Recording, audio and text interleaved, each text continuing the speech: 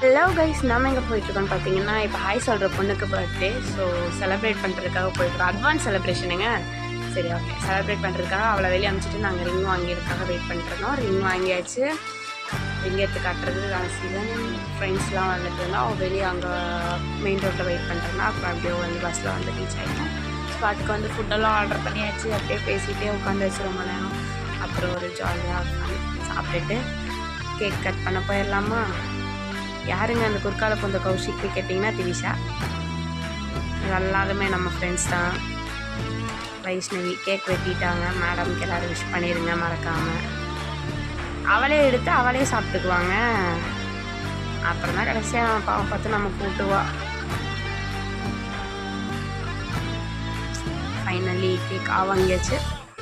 அப்புறம் ரிங் வந்துட்டு நாங்கள் கொடுத்தோம். ஆனால் வந்துட்டு ரிங் எடுத்துகிட்டு வெறும் டப்பாவை ஃபஸ்ட்டு கொடுத்து ப்ராங்க் பண்ணோம். துரத்தி அடித்தாங்க.